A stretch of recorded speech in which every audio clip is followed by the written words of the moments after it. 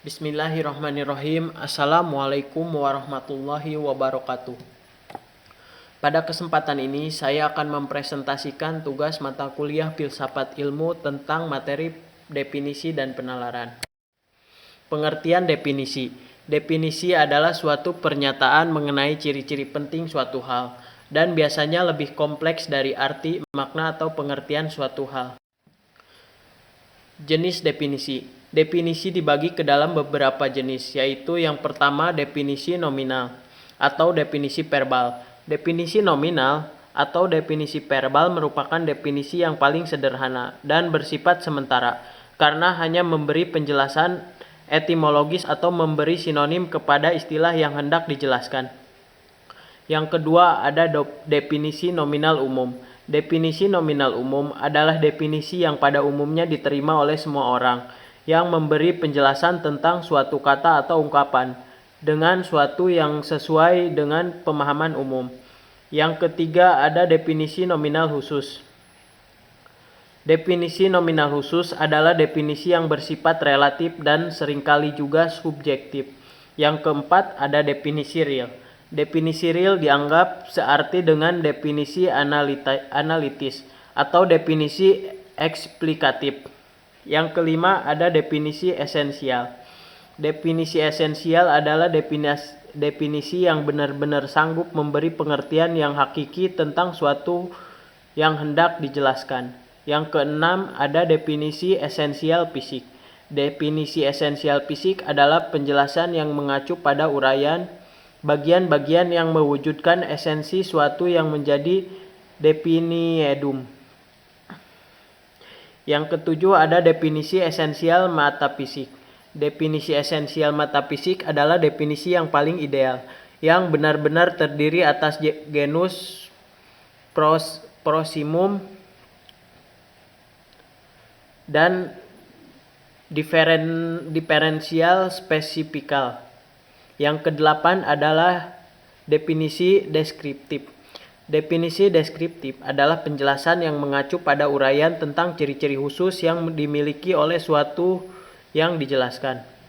Yang kesembilan adalah definisi kausal. Definisi kausal ialah definisi yang menjelaskan sebab akibat suatu menjadi definiendum. Yang kesepuluh ada definisi genetik. Definisi genetik merupakan definisi yang memberi penjelasan tentang asal-usul atau menguraikan bagaimana sesuatu itu terjadi. Yang ke-11 ada definisi aksidental. Definisi aksidental adalah definisi yang disusun dari genus proximum dan aksidensial.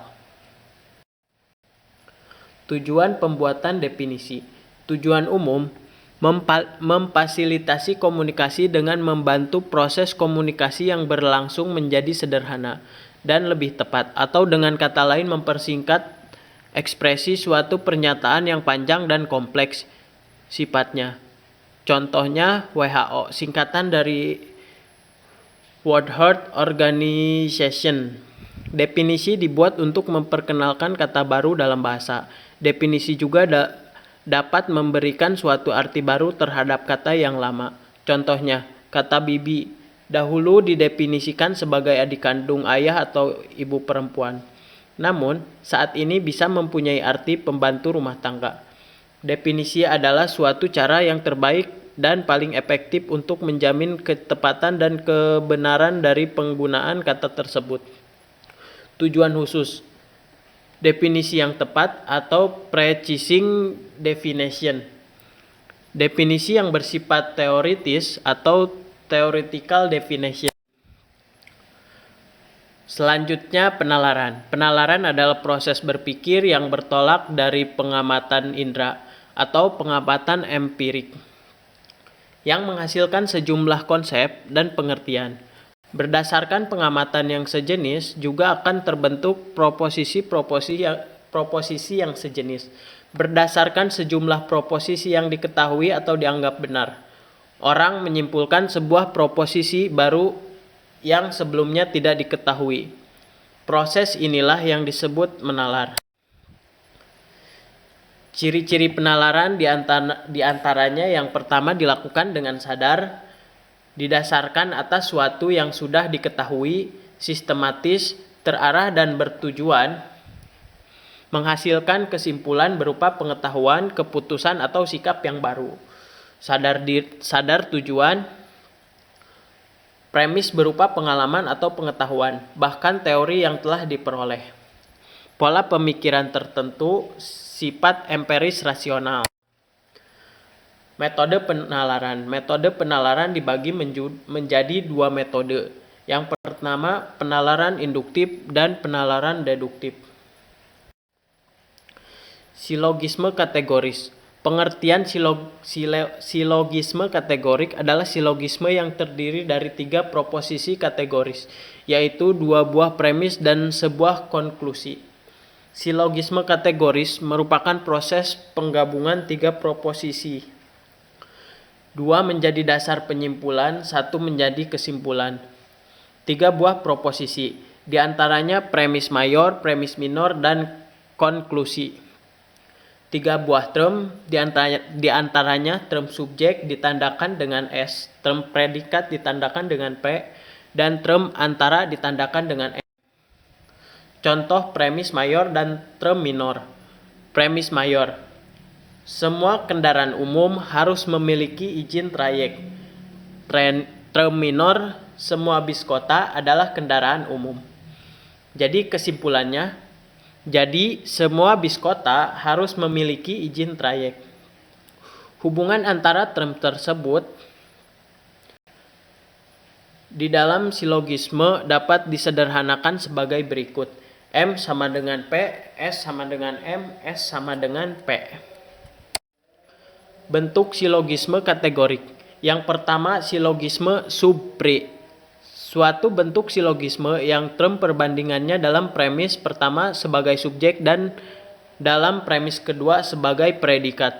Polanya yaitu MP, SM, dan SP.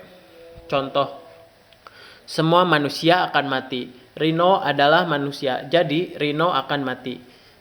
Yang kedua ada silogisme bispri. Suatu bentuk silogisme yang term perbandingannya menjadi predikat dalam kedua premis. Polanya yaitu PM, SM, dan SP. Contoh, semua orang yang berjasa terhadap negara adalah pahlawan. Soekarno adalah pahlawan, jadi Soekarno adalah orang yang berjasa dalam negara. Bentuk silogisme kategori ketiga ada silogisme bisub. Suatu bentuk silogisme yang term perbandingannya menjadi subjek dalam kedua premis. Polanya yaitu MP, MS, dan SP. Contohnya, manusia adalah berbudaya. Manusia itu berakal budi, jadi semua manusia berakal budi adalah berbudaya. Yang keempat ada silogisme prisub. Suatu bentuk silogisme yang term perbandingannya dalam premis utama sebagai predikat dan dalam premis kedua sebagai subjek. Polanya yaitu PM, MS, dan SP. Contohnya, semua influenza adalah penyakit. Semua penyakit adalah mengganggu kesehatan. Selanjutnya ada proposisi majemuk. Proposisi majemuk merupakan proposisi yang terdiri atas satu subjek dan lebih dari satu predikat. Misalnya, Diana belajar matematika dan mendengarkan musik. Jenis-jenis proposisi. Yang pertama ada proposisi tunggal, proposisi majemuk, proposisi kategorial atau kategoris.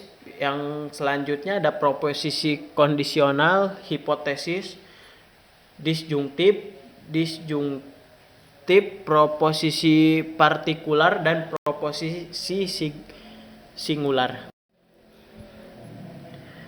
Selanjutnya silogisme majemuk dilema. Dilema adalah suatu silogisme yang terdiri atas dua pilihan yang serba salah. Dilema selalu ada dua proposisi hipotetik sebagai premis mayor. Silogisme yang ada di silogisme majemuk dilema diantaranya silogisme disjungtif inklusif, silogisme disjungtif eksklusif, silogisme disjungtif alternatif, silogisme hipotetis kondisional dan silogisme hipotetis bikondisional. Sesat pikir. Sesat pikir dapat terjadi karena menyimpulkan suatu lebih luas daripada dasarnya, atau latius hoc. Sesat pikir juga dapat terjadi karena bentuknya tidak tepat atau tidak sahih. Sesat pikir dibedakan atas dua. Yang pertama, kesesatan karena bahasa. Yang kedua, kesesatan karena relevansi. Baik, cukup sekian presentasi yang saya sampaikan. Mohon maaf apabila ada kekurangan. Terima kasih.